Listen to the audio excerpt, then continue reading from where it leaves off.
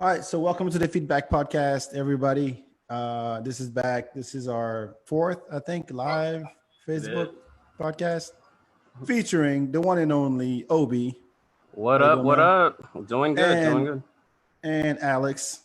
What up, y'all? Yeah, this is fun. By the way, I just posted our first one earlier this week. The very first one we did where Obi had mic problems and as you can see, it's been he's upgraded. Upgrade, man. That's good. Yeah. And so I thought that was a really good, because we recorded it maybe like 3 days after the George Floyd murder and like right before the weekend with the protests and all that.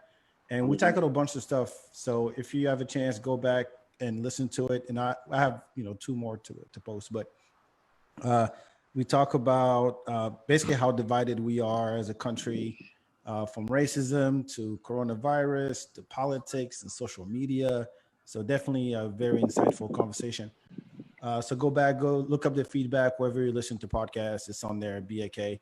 And yeah, check it out. So I don't know what we're going to talk about today, but this is free form. I'm sure there's a lot of shit to catch up on, a lot of things that are happening every week. So I know, but you've been keeping up with all the news. Yeah, there's a lot. I'm trying to think of where to. Well, we'll just pick it up like where me and Alex were just talking about. Yeah. Just kind of the word ignorance, kind of how people kind of react to that, and some people kind of I forgot exactly what the point where I was at, but it's just some people have like a negative feeling when they say, "Hey, you're being ignorant," or something when they take it out and you're calling them stupid, but really it's just you're unaware of some knowledge and you're refusing to learn about it. And you have no excuse for not knowing these days. Yeah, and it feels like I think people take whenever somebody points out that you're being ignorant or something, they take offense, like they take it more like they're being called stupid, but just know, just you can fix this. It's not something that's permanent. You can learn and then you won't be that way. So it's one thing to be ignorant and still be, it's another to be ignorant and on top of that just come up with just bring up talking points like, so and so on TV said that, so that's my talking point. Like you didn't really take the information, process it, and made your own decision about it. You're waiting for other people to tell you, and chances are you probably just saw the headline. You didn't really read the whole thing, because headlines can be very misleading because those motherfuckers are going for clicks. They're not going for truth. Yeah. That just like happened to me yesterday. I saw a post on Facebook where one of these guys, he had his rebuttal. He wanted to bring up the black on black crime thing. And I responded to it. I was like, okay, let me talk and let me see if I could actually explain this better to him. And within me posting the comment, I'm telling you, it was 10 or 5 seconds. And this guy wrote back another paragraph on this. So I was like, there's no way you just read what I just wrote to you. What I wrote to you would have taken you more time than just 5 seconds to kind of go through and absorb and read. He had like so I called him out on it. I was like, you had a canned response because you posted this comment in this thread knowing that somebody was going to refute what you just said. And you had this canned full on response to just post back in there. Yeah, you copied and pasted it. And I called him out on it. I was like, and I told him like, there's no possible way. There's no possible way. And then he did it again with another paragraph, like the next following. I was like, I'm done with this. You didn't come here to learn. You came here to just kind of stir the pot or just spit out these copy and paste facts that you just found to kind of feel like you validated your point. I don't know. It's just I don't know how to help. It was like a whole paragraph, and you're like, how do you type this shit so quickly? Yeah, there's no way. And everything. Yeah, there's no way. It was the funniest thing. Like, it was basically I typed it and I was like, I was gonna go make myself a sandwich. I was like, let me let this guy absorb this. And then I got the ding ding. I was like, there's no fucking way. There's no didn't even take fucking. the bread out of the bag. I just threw my hands up and there's no fucking way. It was like, this guy doesn't want to know anything. I gave you the benefit of the doubt that you were actually gonna try to like listen, and you didn't. But it's weird that you know, in this day and age where, you know, information is everywhere. But there's, no matter what, actually it doesn't matter when it's more of a, you got to be able to take information from different sources and get perspective. I mean, everybody comes in any conversation or any context with their own background and values and beliefs and convictions sometimes, and you want to be like, well, can you just like open up a little bit and take some new information in instead of already coming in. I'm sure that guy, like you said, he had that his own response ready, so he didn't read what you were saying. But like, it's not really a conversation. It's just it's a one way. Hey, let me just throw this. Let me just throw this. Let me just, you know, throw this idea, and you're not really taking anything in. You just want to make your point, and you want to be right. Yeah. Like you'd rather be, you think, okay, I'm right, no matter what I'm saying, I'm right, fuck you, and I'm gonna throw this and then walk away like there's an explosion behind you or some shit. But yeah, that's not. And it's kind of like, I'm trying to figure out like, what was your motivation? Did you what was the reaction you were looking for? Did you want me to say, congrats, I believe all you just all the stuff you just posted, like, or do you want to actually have a conversation, like, because I've kind of seen like two people, like, just in the social media world, like I see there's two types of people out that will do something. When people have like differing ideas, there's one group of people that they're just fed up and they won't tolerate it, so they start going on these unfriending and blocking and deleting sprees, where they're like, they gave up hope on the people that just cannot see their point of view, and they want to eliminate those people from their life. And then there's the other people that are kind of like in this other side, where they kind of want to find some kind of mutual ground, or kind of hear the other person out, and some of it could be like, I don't know, some of it could come from a good place where they're really trying to learn. Some could just be bad and they just want to just be devil's advocate and just kind of throw ideas back and forth.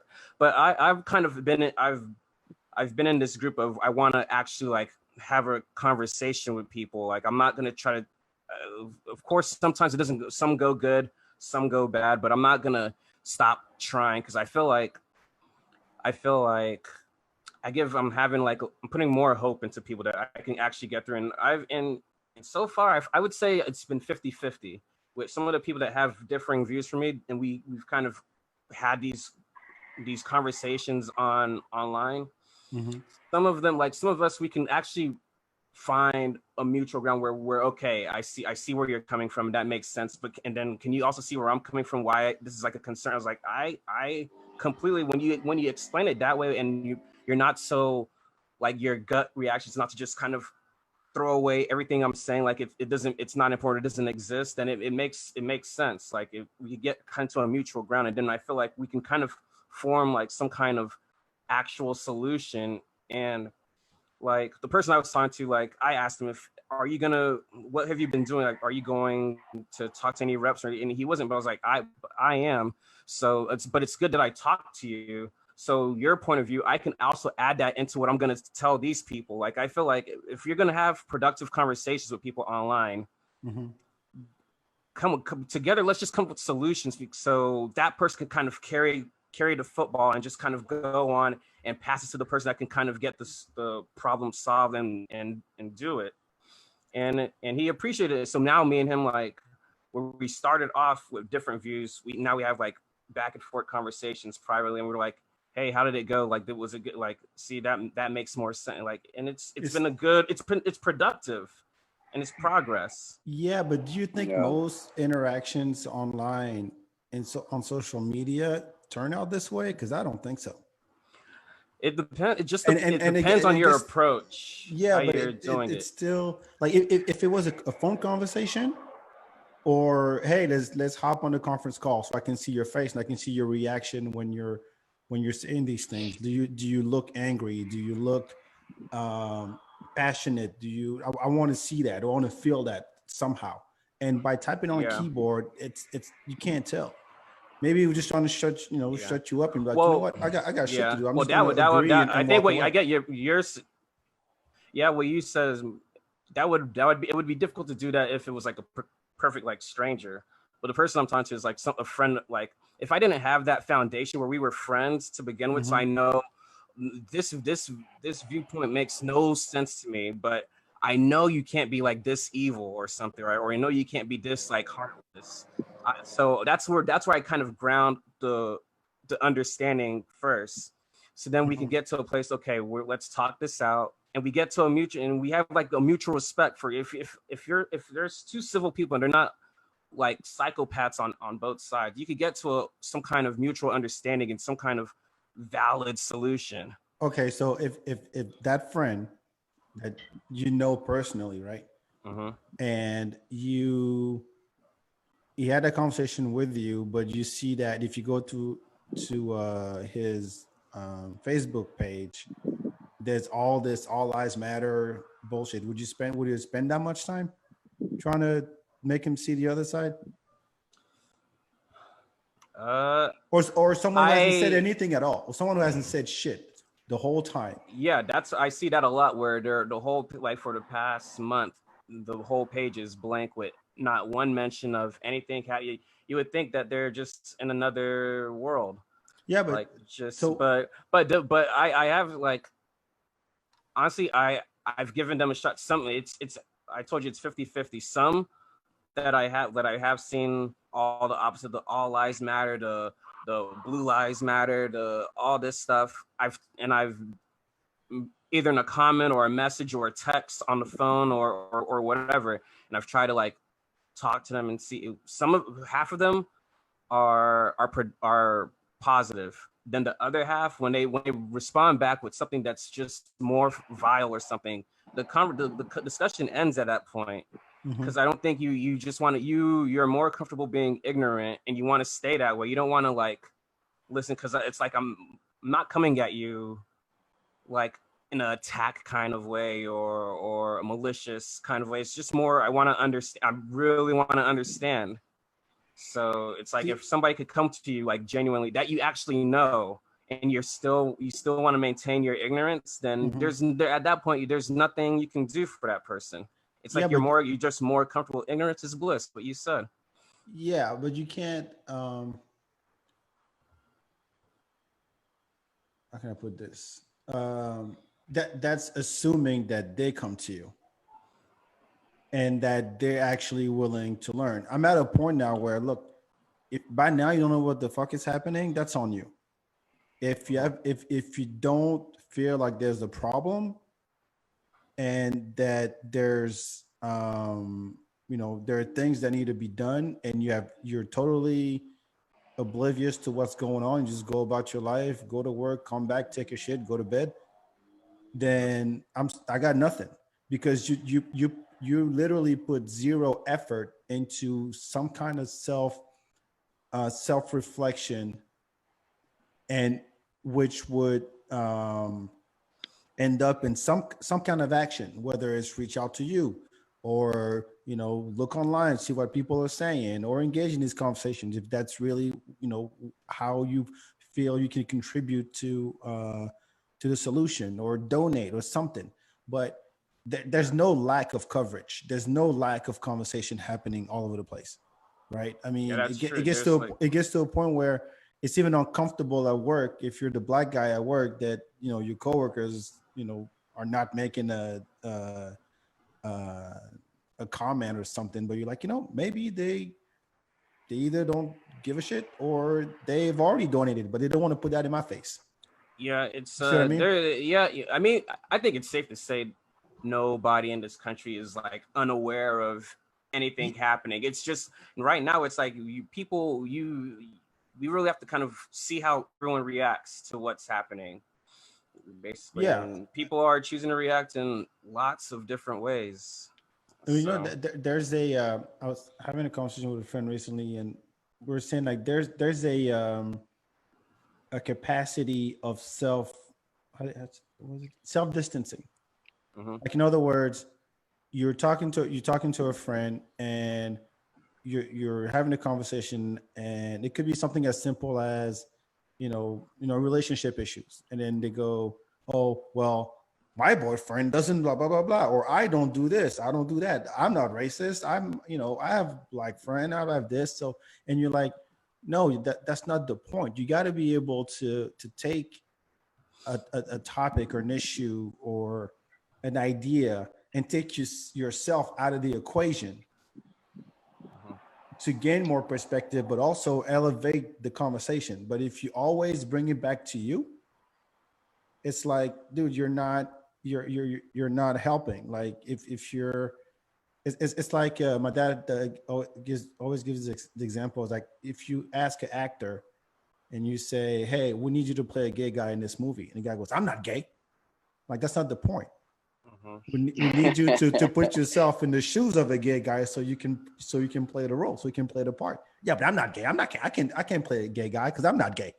Yeah. You see what I'm saying? Yeah. Yeah. So there's a certain capacity of that people, I think, should have, because it helps gain perspective on certain issues, and it helps understanding, especially when, again, you have no reason for not knowing. If you're curious enough, and it's in your face all the time, I get it. It's overwhelming. I myself kind of disconnected, for a couple of days, but it's there's an exercise of, hey, what if that was somebody I really cared about?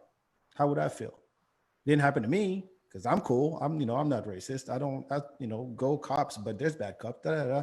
But what if that was my best friend? What if that was my teacher? What if that was my neighbor? What if that was my kid? And then you start thinking, oh shit, oh okay, I think I got it. Let It me let hits me talk to closer to somebody home. else. Yeah, exactly. Until it hits you in the face, like directly, and you totally, then it's hard to understand. But you can still try to, and nobody's going Well, to nobody's going to yeah, knock you down for not trying. That's all. Mhm. yeah. You could try and be empathetic to what's going on. It doesn't mean you're devoid of, that you're not going to fully understand what somebody's going through, or if you haven't dealt with it yourself. But you can still try and be just a decent human being, and try and get to a level of understanding, kind of like you were talking about. Like just try and understand. You may not fully understand, but at least you're putting the effort into getting knowledge, or like we kind of talked about earlier, not be ignorant of what's going on Mhm. Yeah. for other people, whatever the issue, or whatever the scenario may be.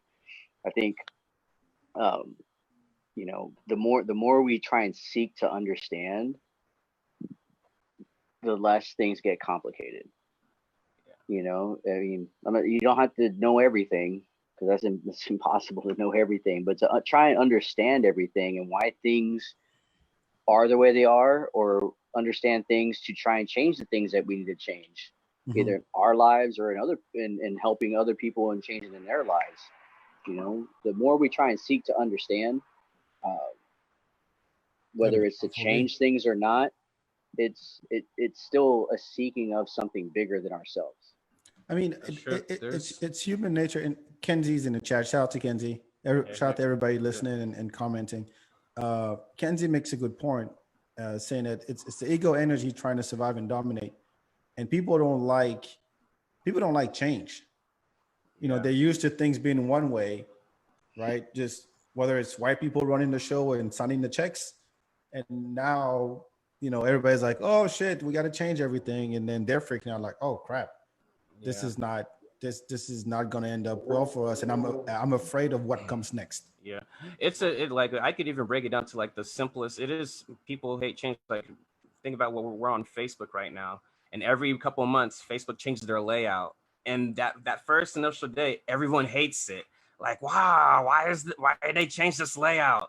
But then the further along you go, it's normal. It's like, oh, why was I afraid of this day one? Yeah. Like to They begin forgot with, about it. like it's just back to normal. It's everything's back to normal. It wasn't that this scary abomination. Facebook didn't just die because they changed. Trump is president. Oh my God! Yeah. Well, we survived. But I think, but people take that, but now blow that same reaction up to like big social issues, and they react the same way. Like, what? Defund the police? No, that's gotta be. I was like, wait a second. We've defunded education. My kids are still in like, oh. But it defunded Planned Parenthood. It's like people have like this knee jerk reaction to stuff. Take a breath and I did see Adam's post about the whole defunding thing. It was a pretty good breakdown. Oh, the infographic? Yeah, the infographic. Yeah, it's pretty good. But then again, you could do more with less. I mean, you can you just have to make the less that you do it with that much better. You know, like you have to make it count. You know, like it's, you know, like okay, we're taking money from the police. Okay, we're gonna take away what? We're not taking away jobs. They're not gonna just fire people left and right, unless, you know, they do what like the military has done. They got to downsize, and they usually take people from the top. You know, like, hey, you've been in for X amount of time. You know, we're gonna give you early retirement, yada yada yada, stuff like that. I mean, I don't know if that's how they do it, but that's what they did in the military. So you could do more with less. You just got to make that less that much better to where it permeates through the rest of what you're doing, and then you'll see that it's a lot better with less. You know, you don't need a whole lot of stuff. So let me see if I can pull it up. That was a pretty good explanation of why defund the police makes sense. Yeah, but there's it gets that negative connotation to it. Like it just gets that negative vibe, media, you know, attention to it, and you know, you got the talking heads feeling that, you know, like, oh, it's almost like, I feel like it's almost like before you have like a proposal, you should do like a focus group on hashtags that are triggering to people, because I think the hashtag is just like when they don't know how to understand the word defund, or they don't want to understand, like, just people, if they can't get behind the slogan, it's like they want to like not support it at all kind of mentality. Here, I think I got it. See how I can do this. Share screen. But I wanted to bring up this. We kind of hopped over to this moment, but there's something else. Oh, okay. There you go. So defund police, what it means. And I can share. I'll share the link later. I'll put it in the show notes. Okay. How we stay safe if we abolish the police? Well, it's not about getting rid of it. It's about allocating resources and funding away from the police. This is a pretty good breakdown. We're not going to go through all that. I'll just share the link. But I thought this is really really important. Anyway, you were saying? I was saying, like, in the terms of how we're having conversations with people, like, there's some that are willing to learn and willing to listen, but then there's also this other thing that I don't really see a lot of people talking about or mentioning, where it's kind of like, I'm trying to think of the best way to explain this, where it's kind of like people that are on the same side are starting to kind of like pick at each other or judge other people. I had like a friend, and she's been like, ever since this all happened, like she's been absorbing it all, reading a lot of information, articles, and donating. Like she's trying hard, and she's reposting a lot of articles like, hey guys, like this is what I just found out. And then I think recently, I guess somebody else that was like more further along, where they were like they felt like they were doing more in their community, in their city, like, and they were kind of telling her like, hey, like, just these posts are not enough, like you have to go do this. And I was like, do that. Like, it was like, I don't feel like not woke enough. That's not, it's like, that's I'm fully like, awake. It's counterproductive. It's like, I feel like people need to realize that we're all on the same side. we might not all be we're not all doing the exact same thing. Like all of us are not just only donating money, or all of us are not only protesting. Like everyone's on the same doing different stuff. So I don't want us to start attacking each other because we're not at that exact same moment where other people are. Because I'll tell you this, like when this week one, when we're into this whole protesting for George Floyd, like I got sucked into this. Like I couldn't help it, because I felt like this whole thing was extremely emotional for me, and I was really affected. And I felt like, particularly like with some of my Black friends that just kind of were still going on with their everyday routine, and I would get really like, I would take it really personal for some reason. Like, and I don't maybe y'all would understand this. Like for some reason, you hold other people like in your life to a higher degree than the rest of your like kind of, and I just would take it like, you're not, why this should be, you should be way more upset about this than you are.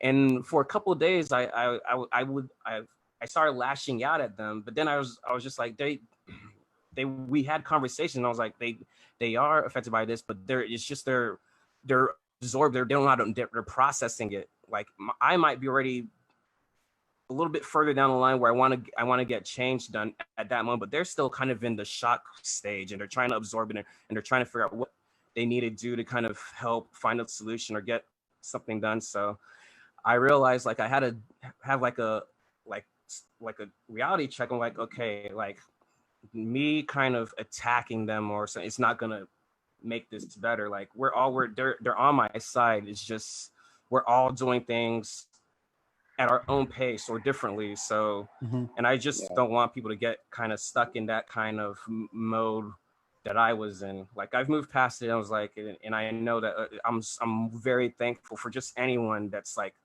supporting the cause. It's so. Yeah. So Angela just commented. Let's be clear. Racism is not going anywhere. There's no ending. People believe that racism will just go away. Not happening. As long as there's fear and ignorance in people, that's never going away. The point of this whole movement is to get rid of systemic racism. In other words, institutions that are in place today that operate in racist ways. Because we're not trying, Black people, I saw this video, the girl was like, Black people are not looking for revenge. They're just looking for equality, to be treated like anybody else. It's just wrong, no matter who's on the ground, to put your knee on the neck. That's just, you can't do that. It happens to be a Black guy, and there's a lot of history behind all this shit, and it's our moment. We're taking advantage of it and make sure that it keeps going all the way to the election, even past the election, so that we take advantage of this momentum and get some shit done. But there's no ending racism. Let's be realistic. People are still gonna be asshole. People are still gonna kill. People are still gonna, be dicks to each other. I mean, this is not utopia we're going for here. But I mean, the thing about equality is like, I mean, that's what we're all wanting, right? People that are of a minority, right? We're all wanting equality, but it's kind of hard when the numbers just don't equate. If that makes sense, like, I mean, it's a disproportionate, number of each race in this country and all over the world for that matter. So I mean, if you want to keep it, in a race thing, like, we're never going to reach equality. No, that's not happening. It's we would have to just like, do some crazy like scientific thing where all of a sudden like every single white person on the planet can't breed for the next like 3 generations, and then Hispanics and Black, like I'm speaking science fiction shit, like video game stuff, like Mass Effect kind of stuff, so but if we're talking about, and this is my hope, and this is what me and Candace pray about, Star Wars my hope everybody. Hey, the whole thing is built on hope, man. Look, they hope all day. Like, look how it turned out. But no, my hope is that, that we will see each other as equals. You know, I would love to see that in my lifetime. Will it happen? I mean, Count on the I kid. don't I know. have hope. I don't know. I I man, mean, for some reason, I hope I live enough to. I hope I live long enough to see that day, because that for would some, be an amazing. That would be an amazing thing, It not would for be. just this country, for just this race. Period. And this You is know, why, like and I was talking to a friend, is like, this is why interracial relationships is the shit. Because yeah, man. you have mixed kids. There, you know, I did see an I did my article. part. There was an article. Was it?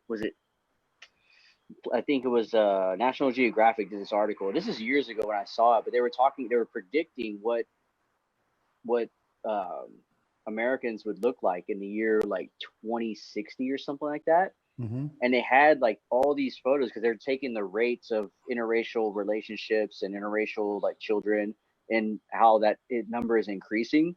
And they Mm-hmm. actually did some like Photoshop work.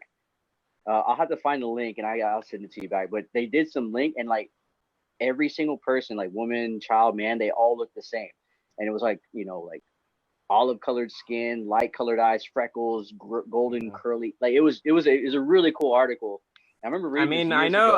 I know it would seem like that would be a solution, but I was talking to a friend of mine and he brought up a good point. It's like, dude, even if the whole world was gray, we would still have these issues because people just would point like, oh, you're a darker color gray, you're a light color gray, you're a mid color We'll find gray. something. We'll find something. You'll find something to Yeah. separate you. Like it's like human nature. Like you have like they want to like put You want to people be in part of the group. categories. Yeah, you want to be.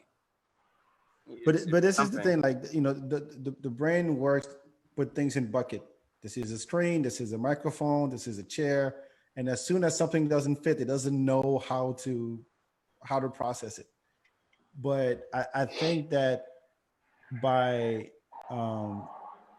you know, I've heard suggestions like, hey, you know, if we split everything, you know, like black people have their own shit, you know, Hispanics have their own shit, white people, I mean, they always had their own shit, you know, then now you're just dealing with bubbles, different bubbles.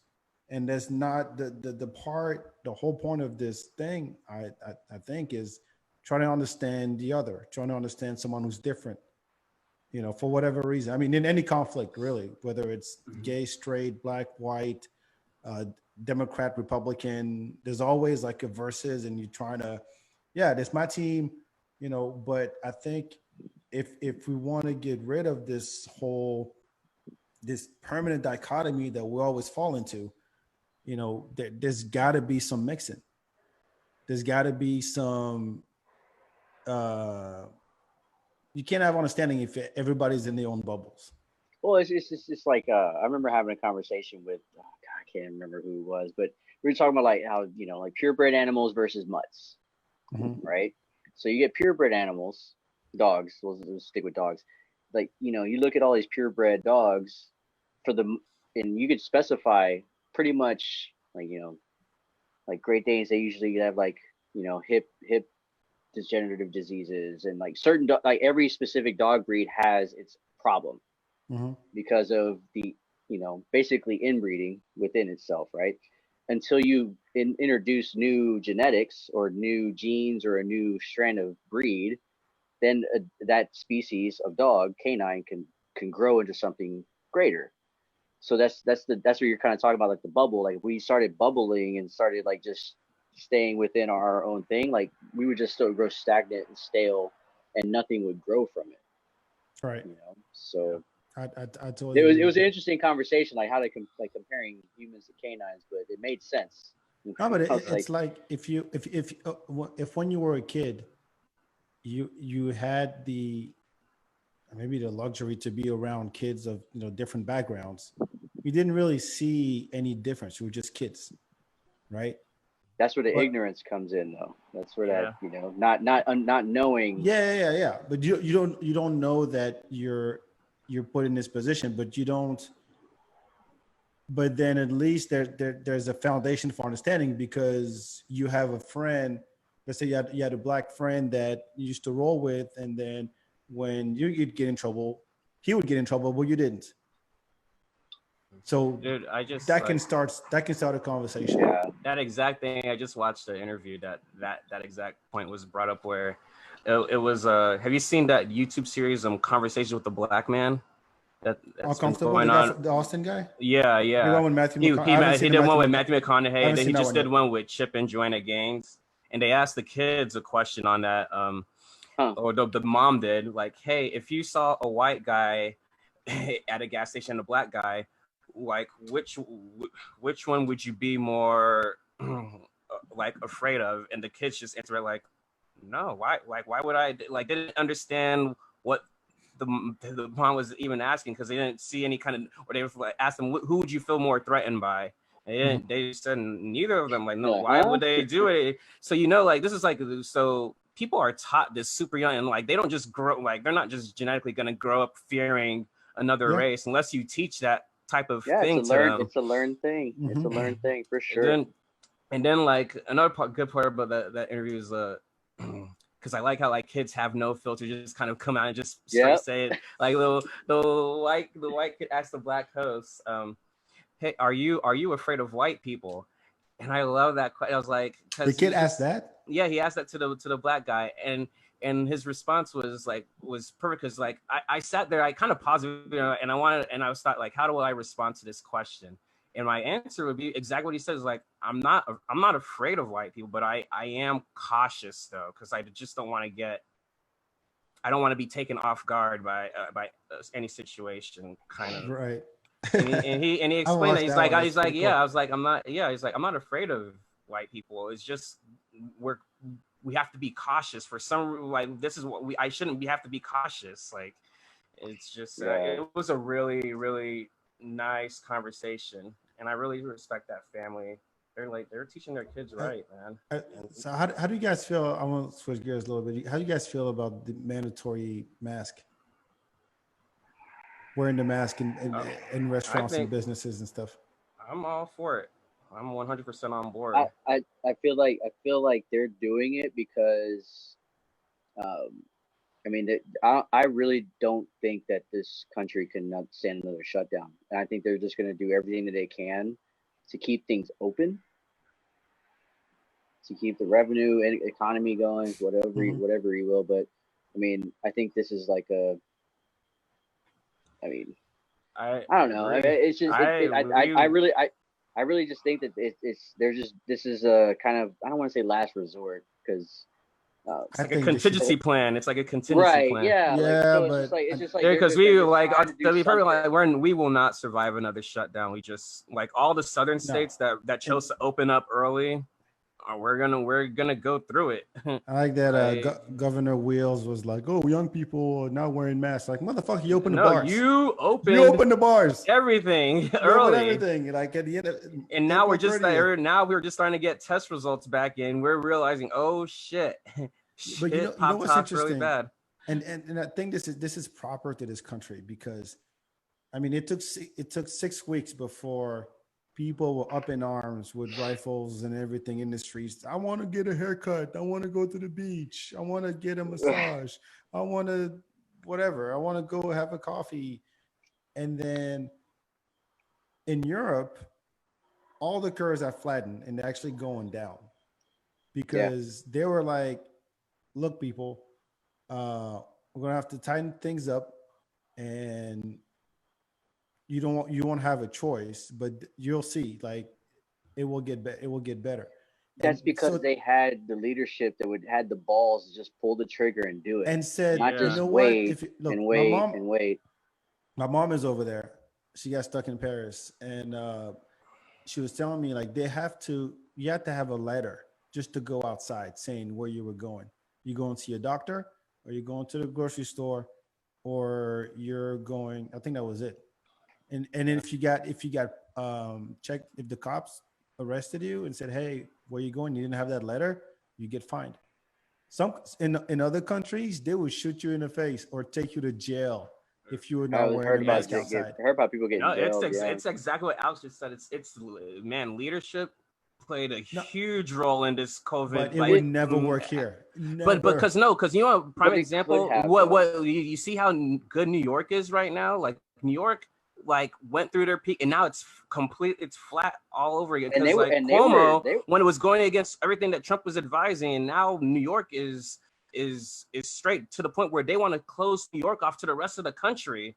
Because there's like it sucked for us for the past 2 months. We locked down for the longest amount of time to get this under control, and now it's back to normal. But the rest of y'all that wanted to open up early, shit's hitting the fan now. Like it's gonna be so much now that people like try to convince people that were locked up, that went outside, and you can't get them to go back inside anymore. It's like they have freedom now. Like there's no way you're gonna convince the public to go back and quarantine again. Like you'll have more freedom if you wear a fucking mask. It's really that simple. And unless at some point you got to go, look, guys, it's $100. They were finding 135 euros in France if you were caught outside without a mask. Outside, not in the store, outside. And here it's like, yeah, we were open, but we're at stage 4, and people are acting like it's nothing. And then the mayor's going, oh wait, businesses, can you figure out a way to enforce, like you have to have a mask to go inside? And now people are just losing their shit. There's a dude who got kicked off a flight, American Airlines flight, because he didn't want to wear a mask. He didn't want to wear a mask, and the flight attendant, and there's no law, by the way. There's no law, federal law that says you have to have a mask. But if it's as a company, Obi just left. He'll come back. As a company, you have a policy and say, look, if you can't come inside unless you have a mask, just like you can't come inside if you don't have a shirt on or if you don't have shoes on. People don't bitch about that. And this is not affecting, and shoes and shirt are not affecting anybody. It's just decency. And now we're asking you how about you look out for yourself and everybody else that surrounds you? And people are like, oh no, I have freedom. I'm not going to wear a mask. Trump doesn't wear a mask. Pence doesn't wear a mask. Why should I wear a fucking mask? Yeah, I mean, I can't say that I'm like 100% completely following wearing a mask. You know, like if I'm going to HEB, if I know I'm going to be around a lot of people, then yeah, I'll wear a mask. Yeah. But if I'm like, you know, like out in the park or I'm going to go play baseball or something, you know, like I keep my distance from people as much as I can. You know, I have gone out and done stuff without a mask. I mean, if you're isolated enough. I mean, well, yeah, yes and no. I mean, I've been in places without a mask, and I know I've been near people and stuff like that. But I'm more aware. Mm-hmm. Like if there's people out, you know, if there's people in the general area of like me and they're coughing or sneezing or whatever, like I'm gonna mosey on the other way, you know. But again, I can't say that I've 100% completely followed the guidelines as far as wearing a mask. I mean, but do you think we should? Before I answer that, let me go back. Let me go further back. Let me go back to March. Whenever somebody, I'll put the president under the bus on this one. Like pull the trigger, shut down or not. Like just do it. Don't like. Yes, states have their rights and stuff like that, which I'm glad, you know, states did. But then now some states have kind of just exercised that a little too early. Mm-hmm. Yes, maybe no. I don't know. I'm not a doctor. I don't know. But like you kind of were talking about earlier, like all these other countries have started to flatten the curve. I mean, even the state of New York has flattened it and almost pretty much, you know, gotten rid of it.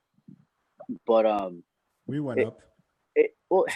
It's I mean, we're a big state though, so I mean the numbers game kind of is kind of no. But the point is, it's not about personal responsibility at this point. People rely on that, and they say, "Oh, people will be responsible. People will know to do the right thing." No, they fucking don't. Somebody's got to come down and slam the hammer. So look, motherfucker, you can't be outside. You can't come into a store without a mask. And then point blank, and that's it.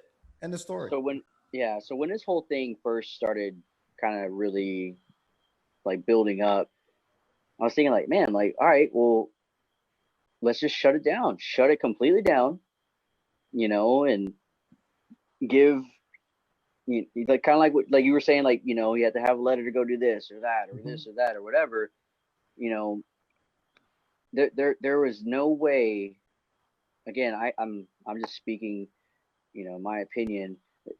There could have been a very easy way, just like, look, we need to just shut this down, completely isolate everybody, and let's ride this out.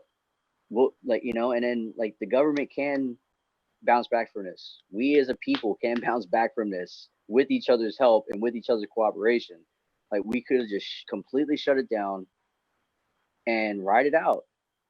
I mean, and I don't know. It's just some like of these, some of those states, they got peer pressure when those people went out and they protested, like they wanted to open up the government in April. When they pushed it back to May, they went out, started protesting, like you're infringing on my liberties and all this stuff. Freedom, and then all those, and if that's like your constituents, and you really want to keep your re-election thing. Exactly. That for some reason that took more importance than actual safety of everyone. the guy who got kicked off the plane, he actually sells masks on his website. He sells my mask on his website, and he did like a Periscope. He's like, I can't believe this. I fly every week, twice a week. It's never happened to me before. I'm like, motherfucker, it's not about you. Yeah. It's a plane, first of all. It's not a park. It's a freaking plane. That's how shit gets from one place to the next. And yeah, it's I swear, if it happens again, if there's a second wave, I mean, the stay-at-home order in Austin got extended to August 15th. Yeah, but really, in France, they're already reopening it. The kids go back to school like Monday. Yeah, we're nowhere near that, and you're like, how can you look at? I mean, you can't count on the federal government. Texas is like kind of has like this double-edged sword, because when we didn't go through the first wave, like Texas was like when in March, and we were still pretty good with cases that were here. The hospitals didn't ever get overrun, but we went along with the rest of the country, did the whole shutdown with them too. So all of our businesses got affected. So, but now when we finally like hit it, we finally have this high record of positive cases. It's kind of like, but we just gave all these businesses like an opportunity to kind of recoup all their losses. You can't trying to convince them to do it again.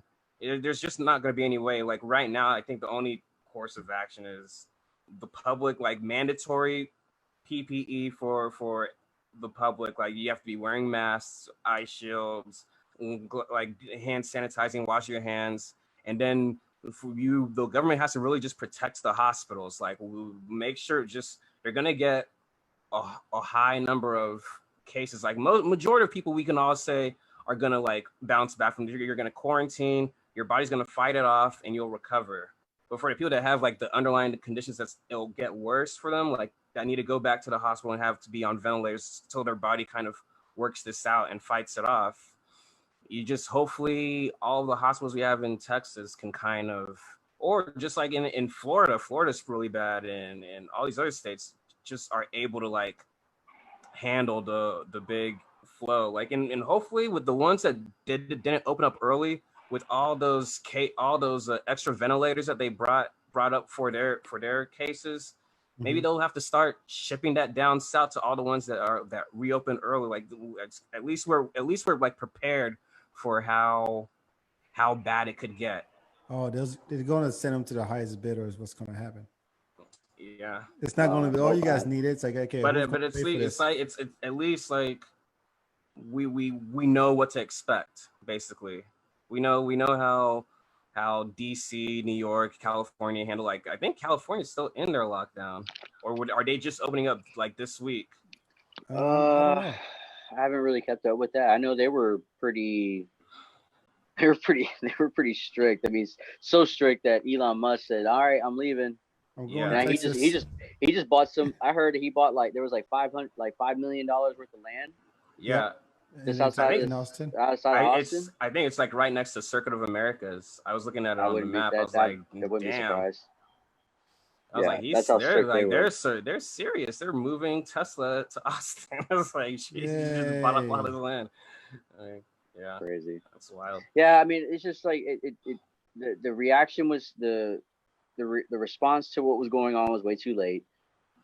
The shutdown was too slow. Well, I'm just speaking here in Texas. Like, it was just like, oh, you know, you can't have more than 200 people here. Now it's like 10. But it was like, it just boom, it just dropped really, really quick, you know. And, you know, next thing I know, I'm not being able to play baseball, you know. And I'm like, hell, you know. Yeah. But it just happened. It happened so quick. But I think, you know, there's no way we're gonna go to another shutdown. No, especially with summer coming up. I mean, summer's already it's gonna happen. But I really, if it does, that's gonna be because we predicted like this will take us. We predicted that this will take us like 2 years to get out of like economically. But if a second wave comes out, we do have to have a second shutdown. That's more than 2 years to bounce back from that. It's gonna suck. You know, I feel for small businesses, especially restaurants that are just tanking. Dude, have you seen so many of them videos from the airport? How the airports look like? I thought the airports looked bad in March. Right now, if you go to the airport, it's dead empty, like empty. Like, it's crazy, like how empty the airport is. But they'll be fine because did they get a bailout? They get money. Yeah, they'll get the money. But I'm talking about, look, I have a restaurant. My profit margin is maybe 15%, if that. Dude, now I can't. Just today, just 3 hours or no, what? This morning, TJ Maxx announced that they're closing all their stores. Oh, like really? These companies are dropping like left and right. All the TJ Maxx, all the Marshalls. And then 24-Hour Fitness declared Chapter 11 bankruptcy, and they closed like 130 stores. And that was that's from our first shutdown. Those are ones that could not survive 2 months of no income. You would think that the companies would have a lot more liquid cash to kind of keep going, but they don't. See, but okay, just, you know, going back on the bailout thing, can you touch on that back? Like, I don't know if you remember what Mark Cuban said about that. So Mark Cuban, back in the day, whenever this whole thing and everything was shut down, economy was tanking, he was saying, like, you know, companies that get bailed out by the government, they shouldn't be able to get their credit, get their stocks back. They shouldn't be able to buy like their stocks or their shares back into the company.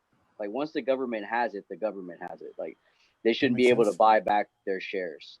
You know, like for airline companies, like if you get bailed out by the government, dude, like you have the assets. Sell planes. You got plenty of them. Sell your planes. You know, like who's buying planes? There'll be people to buy them. The United States. Okay. No, the United real quick. I'll be right back. Hold my beer. Look at almost every single Navy other than the United States Navy, right? My brother's ship, the first ship that he was on, USS Fife, it's in the Taiwanese Navy right now. Oh, right. That... Yeah, we like if we don't sell them to somebody, we make reefs out of them. We just blow them up and they become reefs. But other than that, like most of the ships that we've had in the Navy, for the most part, frigates, destroyers, you know, we don't really. I mean, all of our carriers are operational, but for the most part, we sell them to other countries because other countries don't have the capability of building warships like we can. Right. Or like China can, or you know, other, you know, well-developed nations and stuff like that. So, you know, just like the Navy does with our ships, like we can sell them. Just like airline companies, they can't be bailed out by the government, and they have plenty of assets to sell. But you see how that's how we got into this whole predicament. Well, that's part of the problem that we have now is all this extra riot gear that the police have. Guess where they got it from? The military. Yeah, that's where they bought all this gear from, all the excess stuff that they have, and they want budgets to kind of purchase more items. Like you really need more rubber guns and shields and helmets and tank armored vehicles. It makes their dicks feel bigger. Well, okay, so I don't know for sure if they get their military or militarized weaponry from the Department of Defense? Because I mean, again, unless I mean, somebody's it could be watching, contractors. It doesn't matter. There's a right? It surplus could be. that needs to It's go away. independent contracting that makes this stuff or Right. sells it. Like the Like Department of Defense, from my knowledge and from being in it, we don't deal we don't deal with stuff here. Like that's what the police and local military and local law enforcement and that's what they deal with. We deal with, for the Navy's, I'm going to speak for the Navy. Like our job is to, police the seas, to make sure that there's fair trade, fair seas, and I mean, hell, on my last deployment, we caught pirates. Like that's what our job in the Navy is, to patrol the seas and make sure that the seas are free and flowing and people could do their thing, and we're trying to maintain that peace, if you will. Here's a number. Wisconsin law enforcement agencies have more than 40 million worth of surplus military equipment in their possession through the Department of Defense program. Oof. That includes 28.7 million worth of mine-resistant armored vehicles provided to 39 law enforcement agencies across Wisconsin. Yeah, and dude, the ones that you saw in Minneapolis the day when they were burning stuff, those armored vehicles that were all that military that their department bought. Like, how did you have this armored vehicle on standby for what? for this situation? Again, so there's a program. But it's got to be. It doesn't like. It's got to come from independent contracting. It's said to that supplies to the Department of Defense. It's from the Department of Defense, and the Department of Defense contracts out people like Boeing and all those other companies that build their aircraft and stuff like that. So, but it's at little or no cost to those departments. They just give this shit away, literally. Yeah, it's insane. I mean, they have a blown up budget anyway. Well, I mean, it's just trade. It's all taxpayer money anyway. So it's just, I mean, they don't really. They're not really. It's just like here you go. Hey, here's a rocket launcher. Again, I've touched on it before. Like I've heard on radio stations, and I've heard people that I know that are in the military, like people that are like police officers, have more militarized equipment than people that I've served with and people that I've heard that were in Iraq and Afghanistan even had. And that's absurd. Yeah, like, I've heard another me, that's crazy. Army vet say the same thing. I was like, they have so much gear. Like I did like watching all these videos from all these, like, I was just like, I don't think the police is hurting for equipment or gear. They have a lot. They have a lot. Well, I don't think they need more. I think it's also because of, look, anybody and their mama can go out and buy some crazy ass weapons also. So like, okay, if people can get AR-15s and rifles and have an entire arsenal in their closet, if I'm a police officer, I'm like, look, I better be equipped to handle those motherfuckers. That's so it's true. Like, if people are already armed up here, then the police got to be armed like way up here. I know, but I've heard somebody else bring up that point, but no, I mean, I don't like that point at all. but in this debate, like we all agreed the majority of cops are good, right? And then the majority of people they interact with are good people too. Mm-hmm. So it's like, so if the majority of what you're doing, it doesn't require all this lethal stuff that you're carrying around with you on a daily basis, then why put at risk all those other people that you don't need to use this equipment for? Like, why carry it with you to those cases? It's a power trip, man. It's like you love it. It's like we're after 28 weeks of training, we have millions of Batmans and just like running around cities. It's just like, what is this? You think you're a superhero because and what's weird, one thing I haven't heard about in all this like police reform stuff is you can do all these new measures, no chokeholds and, warn before you shoot, don't shoot at moving vehicles, all that stuff. That's great. That's still not going to weed out the bad ones, Yeah. because you got to get the bad ones out like at the beginning, like in the application process. If you're a lunatic, if you do a psychological test and you act like, yeah, like a crazy person, or you have a history of violence, or you were bullied as a kid in high school, and the reason why you joined the force is to be able to get back at everybody who thought you had a small dick, and then that's why you became a cop. It's not necessarily, oh yeah, I want to serve and protect, and I want to, I want to contribute to my community. I want to look out for my neighbors, and I want to take cats out of a tree. That's not why. It's worse than that, back. It's way worse than that. It's for some reason these the good cops in the agency, the culture over there is just, I can't rat on my own like peers. Like, Yeah, it's but like it's all one for all for one mentality over there. You saw with the 75-year-old guy that they yeah, push, the the 57 rest cops of that the resigned. team, they all resign. And now in Atlanta with the officer that shot the guy at the Wendy's parking lot, Yeah, those two cops get charged with murder. And now there's officers in Atlanta that are just today all calling off work sick, like in solidarity with the two cops that were charged with murder. Like it's this culture of like, how do you penetrate something that's built like that? How does the public protect themselves from this?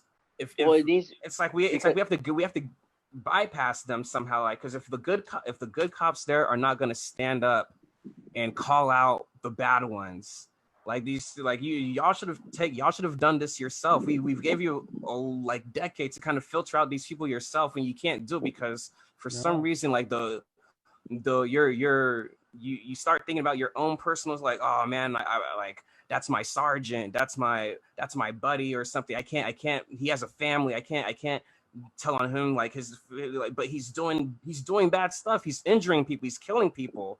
Like, you have to, like, at some point, like, your moral grounding has to outweigh how uncomfortable you're going to be reporting bad behavior. But they're just repeatedly showing the public, like, when people do something, when somebody in your department does something bad, it's your culture in this department to kind of all surround them and protect them as a unit. Like, and that is like, how do we make a policy that protects us from that? well, there's an article on CNN about basically across the country there are a lot of cops who are resigning. Like in Atlanta, since that Rayshard Brooks killing, the police chief retired or resigned. Eight officers have resigned, and then there's a bunch of other ones that are in the process of leaving. I mean, we don't know why. It could be because they can't take the heat. It can be because they want to be associated, because they think it's that those guys should not have been charged, but they're gone. South Florida, same thing. Minneapolis, same thing. Cops are just like, I can't take this they're shit. resigning and stuff. And Buffalo, same thing. There was the 57 cops that left because of those two guys got suspended. 57 cops. That's nuts. It hurts your case. It's kind of like, if that's your response, like, that guy's still in the hospital, by the way. He can't walk. Oh yes, it's skull fractured. He can't walk. Yeah, he can't walk or anything. He's still in the hospital, but the 57 cops say, "Hey, my coworker didn't do anything wrong." Like, I think this is where I guess I'm gonna speak, like, what I think the mindset of the police that are not getting is, we get that if you push a guy, that was not your intent, and that was an accident. The thing that went wrong is y'all continuing to, like, not render aid. Like, that's where this shit was bad. Like, you people make mistakes. People make mistakes. Like, I know you might not have meant to push him that hard or get him, but you should be able. But as a human, you should know, dude. I see blood coming out of his ear. I should stop and help him before he dies. Over him. Dude, and the one in Atlanta too is like, okay, I shot this guy. Well, like that whole story. I've heard. Yeah. No, No, but I've heard. I'll just one point about it is just like, Okay. when after you shoot somebody, you should at least try to like render aid to them. Like you don't just kick somebody and like, yeah, damn, I got you. Like what is that? Like your goal should be to protect society. Like you shouldn't want to kill somebody. That's not what the goal is. Like, I actually guilty or not guilty. I mean, if the guy was drunk, okay, but he doesn't deserve to die. Doesn't matter black or white. It's just you don't. And I get people who are like, oh, he was resisting, or he was resisting arrest. He deserved what was going. Like, I was like, two wrongs don't make a right. Like, yes, he shouldn't have resisted arrest. Okay, but I don't know any kind of traffic violation that is like a death penalty to somebody. Like, if somebody's running away from you 6 parking spots away, your life is no longer in danger at that point. Stay where you are. Call for backup. His car is in the parking lot. It's not like he's gonna disappear forever. You know who he is. You'll be able to find him again. Like, let him run off. Go catch him later when you have backup and you can kind of get him safely. But when somebody's running away from you, yards away, your life is not in danger, but you want to go and chase after that person and shoot them in the back when they're running away from you. One of the charges he got was also, I forgot the name of it, but it had to do with the fact that he shot in the direction of the other people who were in the car. Right, like reckless endangerment or something like that. Yeah, something like that. Yeah, there was a charge. I think it was two charges about that. But yeah, I mean, something's wrong with you psychologically if you think that just because you have this badge, you wearing this uniform, that gives you all the power and including, judge, jury, and executioner. It does, and I get that the job of a cop is tough, But I don't think most cops even. For it? I mean, yeah, but I don't think most cops go into the job thinking they're judge, jury, and executioner. Situations that they're not. Yeah, I know. I'm saying, but like situations come up. I mean, let's just talk. I'm gonna separate my point from police officers. Situations in our lives, right, for that matter, come up that we have never experienced before. Sure. And we don't know how to handle them. And we go to our baser instincts. We go to what we know. We go to what we feel comfortable in, the tools that we have to handle a situation. So it's deeper than it's just a cop being a bad cop. It's something within themselves that they fall into a deeper, like this comfortable way of handling certain situations that they don't know how to handle because they've never experienced them before. And then things like this happen. I'm not saying it's right, but I mean, I get what you're saying. Yeah, but if I'm a pilot and then I start flying and then all of a sudden I freak out because I just have a flashback of whatever, and now I'm fucking up and no, you're not allowed to do that. It's not. It's not in the job description. You're not supposed to have that. Co-pilot. Well, yeah, but I mean, it's not a. You cannot allow yourself to go down to that level because of the job and the responsibility that you sign up for. I mean, it goes back to training. It goes back to all those things. If you're a doctor and you're performing surgery and you have a panic attack and you fuck it up, yeah, you make mistakes. No, you can't make mistakes. You're a freaking surgeon. Well, I mean, I wouldn't imagine that most doctors that do that probably don't. Yeah, but I'm talking about you're in a life or death. You're in a life or death situation. As far as like, you should be able to handle yourself, and that's the reason why you took on this job, and that's your responsibility. And so you're not allowed to go down to those basic instincts, as you were saying. You just can't, because you have someone's life in your hand. Well, I mean, we've talked about it before. I mean, we're human. Like that's. I mean, like that's we. Yeah, but I don't think it's. I like think about like have y'all been like in a street fight or any kind of fight before? Yeah. Like if like, and you know how you felt during that fight, how your adrenaline's pumping and you're scared or whatever. You don't know. Sure. Like, but we're all here today. We obviously survived those fights, but think about how bad that would have went if we had a gun during those fights. Yep. Do you think we would be like if I remember me and my friend, we were out, what number, we were like coming back from 6th Street, or two of us, Of course. and we run It's always into 6th Street. It's always dirty six. and we run into 5 dudes. We run into 5 dudes, and I'm just like, and I'm in this situation, and I even remember, like, this is gonna sound really bad, like, damn it, like, I knew I should have, like, I had a knife at the time during this period of time. I had a knife, but I left it in my car. And I was like, damn it. Out of all the nights, I left my knife in the car. This is going to be the night we get jumped by 5 dudes.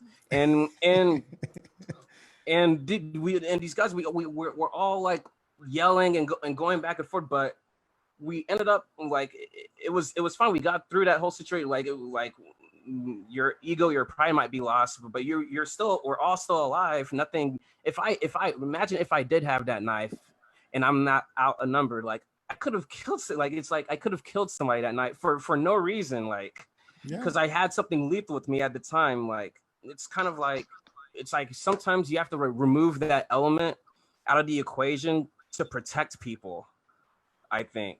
Especially when the other person is unarmed and says so. Yeah. You know. Okay, it goes back to what I was saying. Like, if you don't, like, I mean, Obi's never been in a knife fight before, so he doesn't know how to handle himself. You know. Yeah, I didn't want to go. I did like a straight beat it video, and somebody comes and ties our hands up, and we just start knife fighting in the fucking street on 6th Street. You know, you're like, I don't think it was gonna be like the Michael Jackson video. I think it was gonna be a lot worse. Right. Well, but it could have ended up worse for you. You know, it would have been way worse. Yeah. Right. So it's, again, the point I was trying to make, I hope I made it, is that, like, there comes a time, no matter where we're at in life, no matter what job we hold and what that responsibilities come with those jobs, like, we're going to get in a situation that we've never been trained for, never been prepared for. And it comes down to, I think, Back was saying, like, it comes down to just being, or Obi was saying, like, about having a good moral, foundation to stand on. Mm-hmm. And more, when these situations, going back to the police thing, maybe these cops that end up doing these things didn't have that foundation, or there's a crack in that foundation of their upbringing, or whatever the case may be. It could happen to anybody. And in some, for me, I've gone through a recovery program. There are things that I've been working on within myself, mm-hmm. that, going through a 12-step program, like, that I completely forgot about. That I'm thinking, like, man, this is why I'm acting this way. Something from, like, when I was 8 years old that I held on to and just buried in resentment, and just, like, hid away. And then all of a sudden, when this situation pops up again, that little 8-year-old anger just gets catapulted into my current thing. And I think that happens for people, like, things that are underlying, that don't get resolved, that get buried, and then there's building up, and all of a sudden, boom, that trigger happens.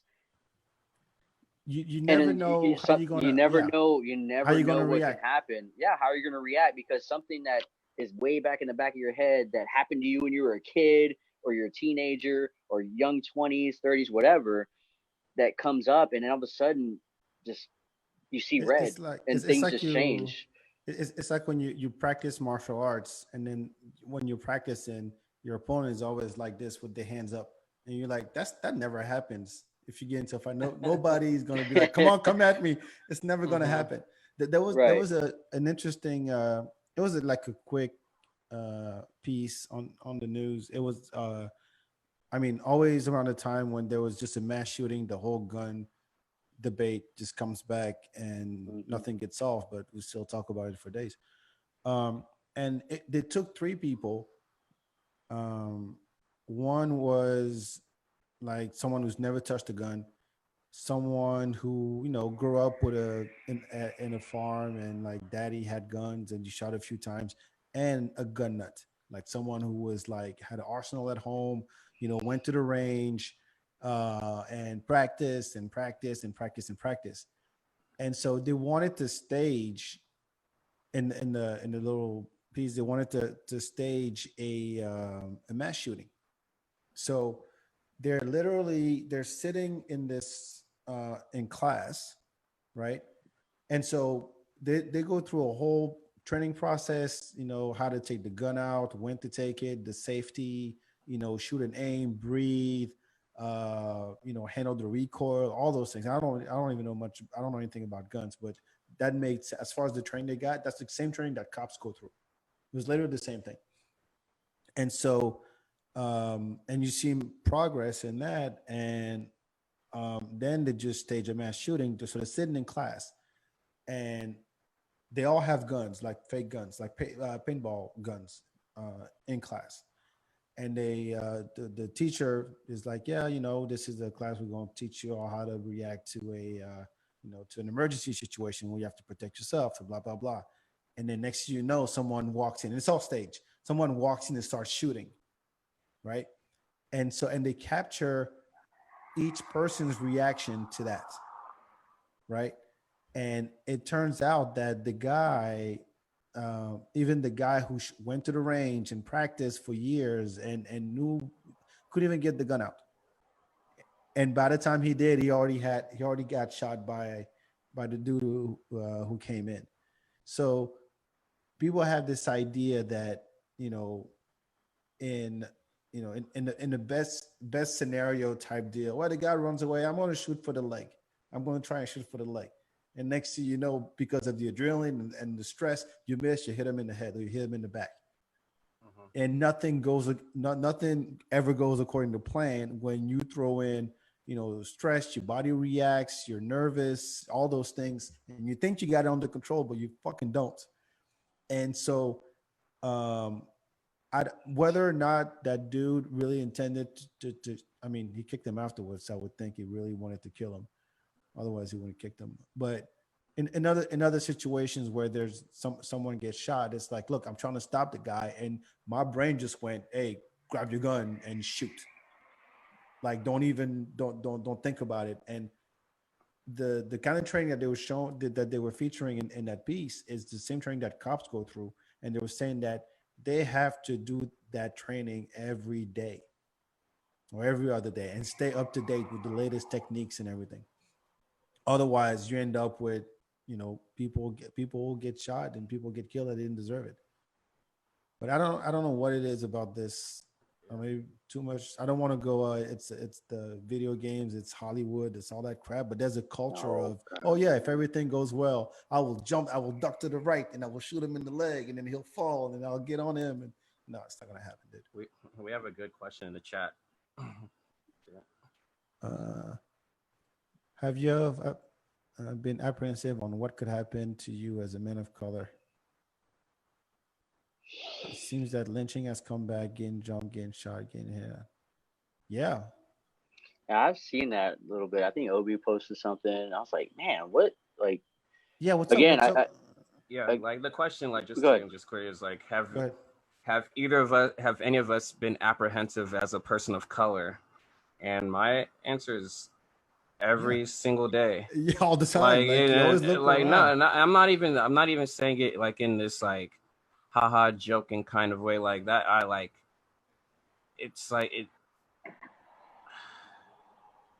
When you walk like I'm being like as like serious as legit as I can say. Like every time, like this morning I left my house, and it's like in my thought process is like, just keep my head on a swivel, because I don't know who I might run into, or who, like, just by, because it's like we can't hide how we look, but somehow how we look is a trigger to some people. So it's like I have to, and that's like the exact, that me having to go through that, or having that thought process day in, day out, is exactly kind of why I felt like I had to go and support this movement. Like, because I can't, it's like, I know I'm not the only one that's feeling or thinking this way. Like, it's a lot, it's like everyone that's feeling this way every day. It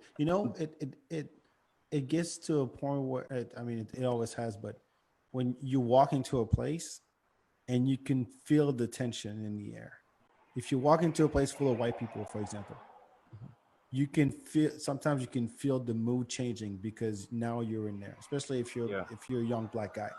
If you walk into an elevator, there's something about the atmosphere in that place that just changes, Yeah. and there's nothing you can do about it. All you can do, Mhm. and you know, it's funny because I've always when black people walk into a room, a bar or a club, they always scope the place out.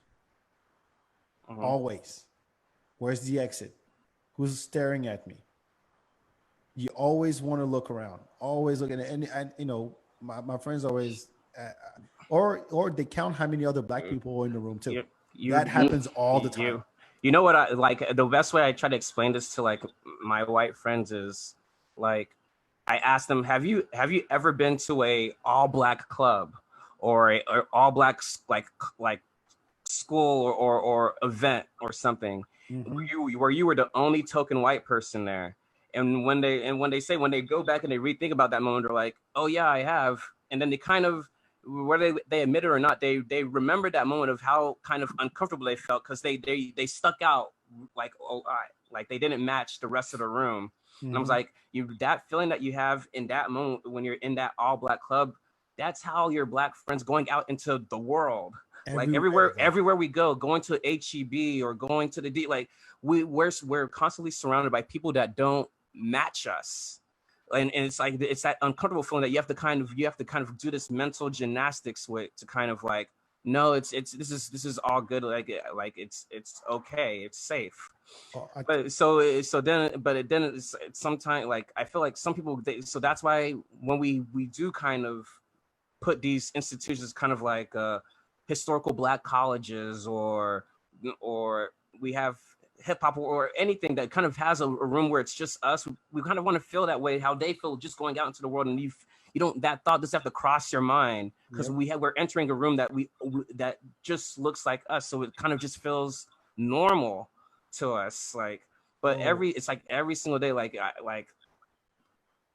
no matter if it's work or going to the hospital or something, like I'm surrounded by people that are not like they don't look like me. The majority, every single, no matter where I go, in our culture it's become like this joke now, kind of like, oh, whenever we go somewhere, we always say hi to the black person that's in the room with us. dude, let It's me like the tell token you. is like, oh shoot, you're my what's up, buddy? Like it's like it's only two Oh, of there's a us in nod. here. There's a It's like reason why. it's a nod. It's like it's yeah. It becomes this joke like There we was a can't like they. Well, That's why it's in movies. They yeah. do that in movies not, That's all the but why. time. it's true. It And I is think true.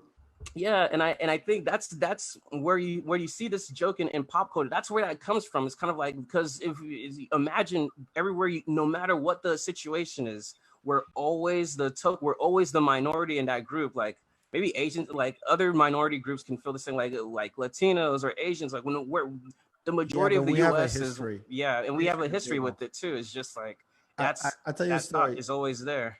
2 years ago, I went to a country club in Dallas. Never walked into a country club in my life, and it was for Easter, and and I walk in with uh,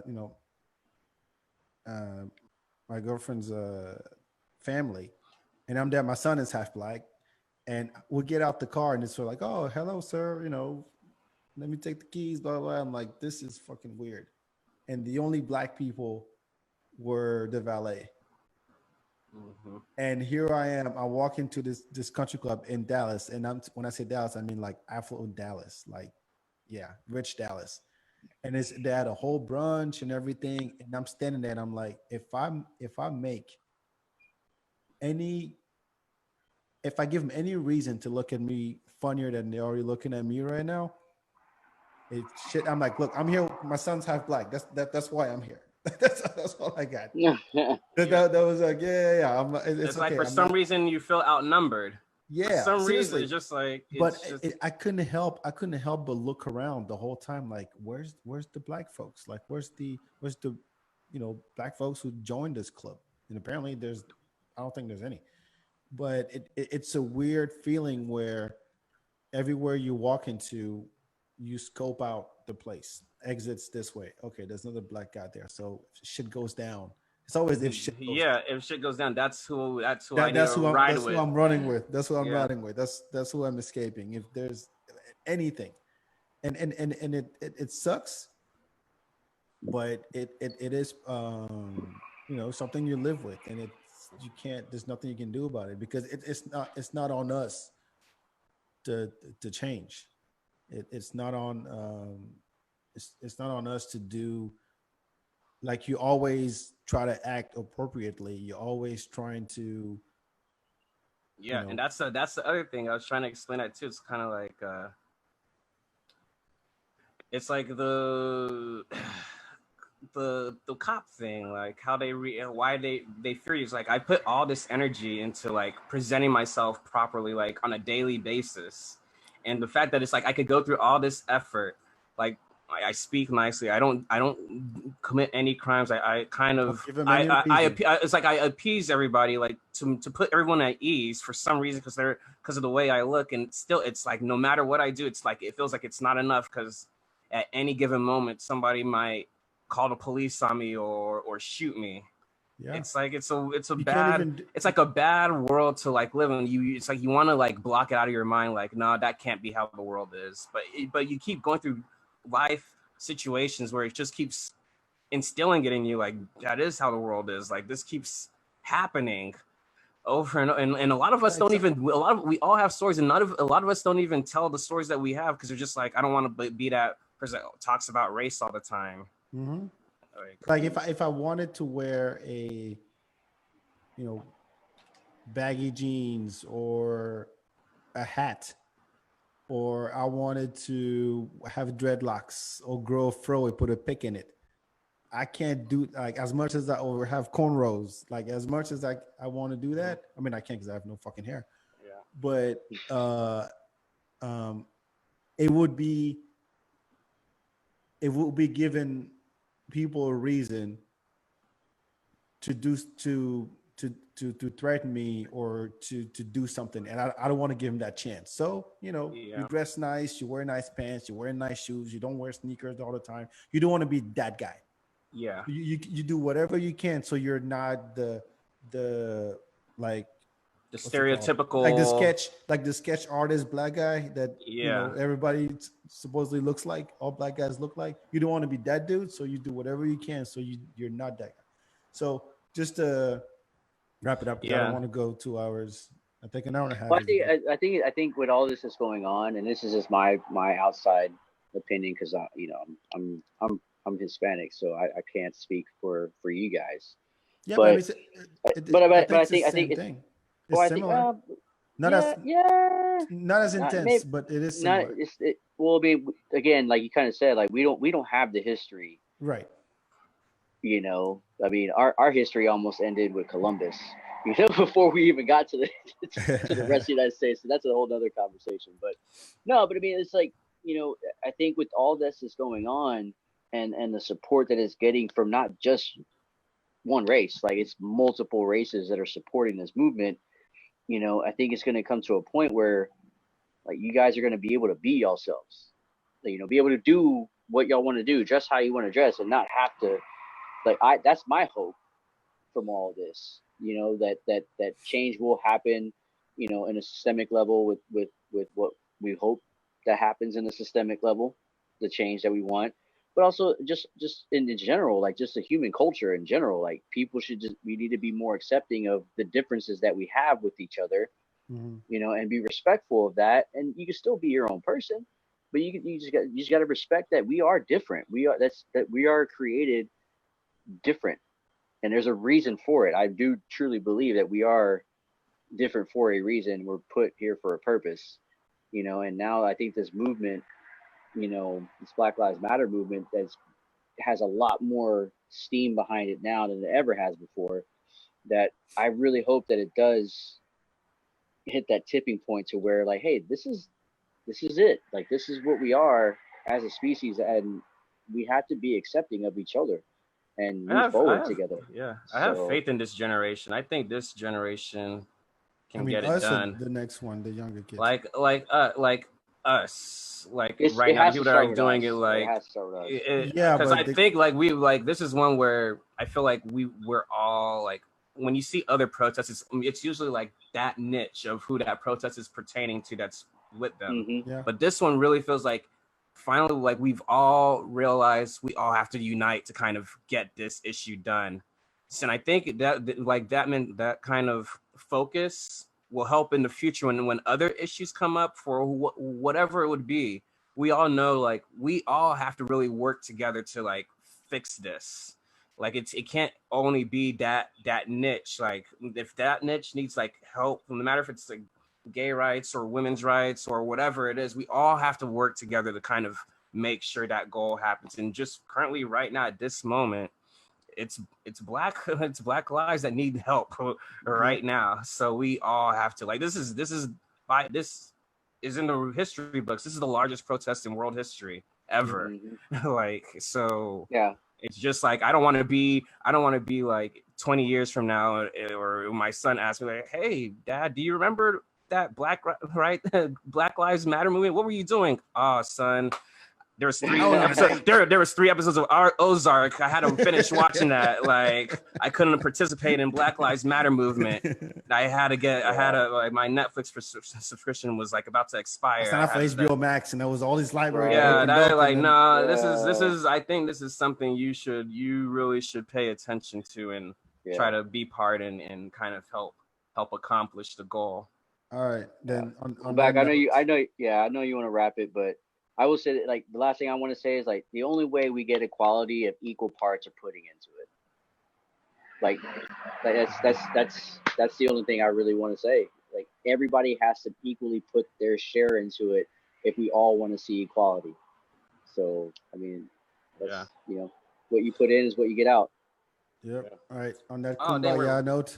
Dang, didn't even get to. There's some other stuff I wanted to talk about. Okay. So We'll me talk about too. it next Trust me. time. There's a lot. Look, this is great. This is great, but we gotta keep it. Let's keep it at an hour and a half. Okay. Anyway, this was a great conversation. As Thank always, you everybody who tuned in, everybody who commented. Shout out to everybody out there doing, putting in the work and keeping this movement going. Wear a fucking mask when you're out, because it's not about you. It's about everybody else. Please Be wear a smart mask about it. Otherwise, it's gonna.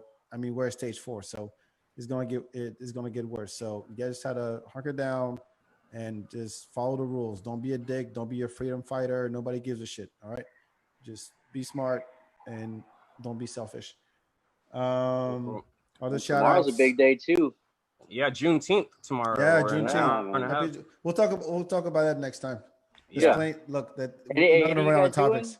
So I'll hit y'all guys up after this. I'm gonna know if y'all are doing anything for it. So yeah, there's a bunch of cool stuff happening. I There's know, even there's even like a motorcycle protest on Sunday morning. Like, if you have a motorcycle, you want to just ride around town, support Black Lives Matter. Like, I wish I had a bike so I could participate. That would be cool.